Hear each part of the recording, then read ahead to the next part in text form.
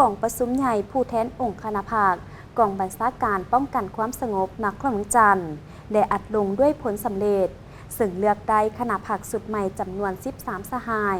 และเลือกเอาสหายพลจัตวาบัวพันธ์ฟ้องมณีเป็นเลขาคณะภาค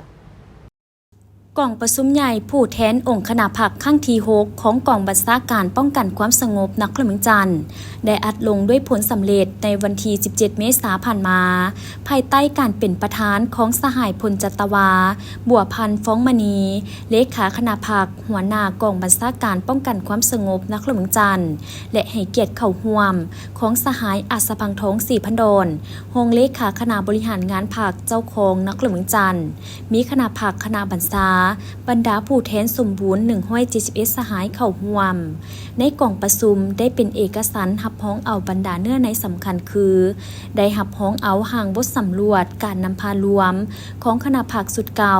และได้หับฮ้องเอาทิศทางคาดหมายสู่ชนเพื่อสืบต่อพัฒนาเวียกงานป้องกันความสงบนครหลวงจันทร์และหน้าที่เวียกงานจุดสูงแต่นี้ฮอดปี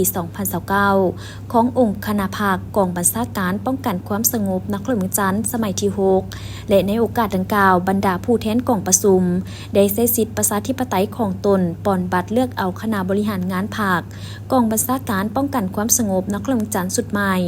ซึ่งมีผู้ลงสมัครเลือกตั้งทั้งหมด16สหายหญิง1สหายในนี้ได้เลือกเอา13สหายคือ1สหายพลจัตวาบัวพันธ์ฟ้องมณี2สหายพันเอกภูพรวงศ์พไตร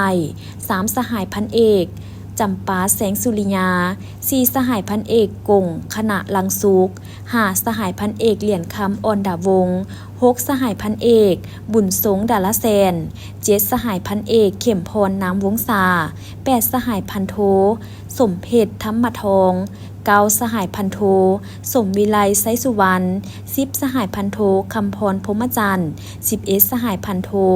วิรพลไพบูลย์12สหายพันโทวิรศรพี่ไข่คำ13พันโทบุญมีแก้วพรหมาในกล่องประชุมครั้งปฐมฤกษ์ของคณะภาคกองบัญชาการป้องกันความสงบนครหลวงจันทร์ได้เป็นเอกสารเลือกเอาสหายพลจัตวาบัวพันธ์ฟ้องมณีเป็นเลขาคณะภาคสหายพันเอกภูพรวงศ์พไตร